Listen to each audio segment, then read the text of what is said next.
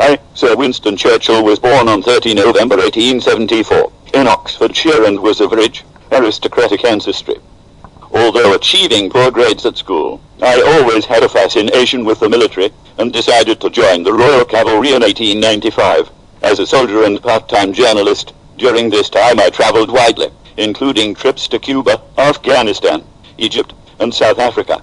Later, I was elected as Conservative MP for Oldham in 1900, before defecting to the Liberal Party in 1904, and spending the next decade climbing the ranks of the Liberal government. I was to come First Lord of the Admiralty, the civil/political head of the Royal Navy, by the time of the disastrous Gallipoli campaign, which I created. I found myself heavily criticized for this error, so I resigned from this position and traveled to the Western Front to find myself. The interwar years I once again crossed the floor from the Liberals, back to the Conservative Party, where I served as Chancellor of the Exchequer from 1924. However, Labour leader Clement Attlee's unexpected general election victory in 1945 saw me out of office and once again concentrating on public speaking.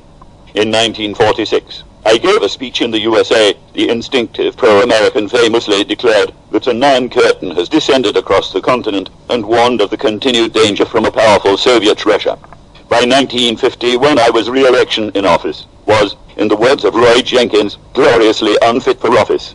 Aging and increasingly unwell, I often conducted business from my bedside, and while my powerful personality and oratory ability endured, the Prime Minister's leadership was less decisive than during the war. My second term was most notable for the Conservative Party's acceptance of Labour's newly created welfare state, and my effect on domestic policy was limited. My later attempts at decreasing the developing Cold War through personal diplomacy failed to produce significant results, and poor health forced me to resign in 1955, making way for my Foreign Secretary and Deputy Prime Minister, Anthony Eden. Sir Winston Churchill passed away on January the 24th, 1965, and was honoured with a state funeral.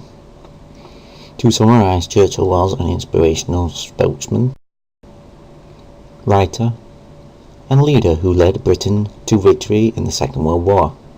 He served as a Conservative Prime Minister twice, from 1940 to 1945, before being defeated by Labour in the general elections of 1945.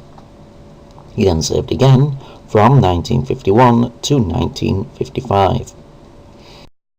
During his time, Churchill introduced the 1944 Educational Act, raising the school leaving age to 14, introducing 11 pluses, and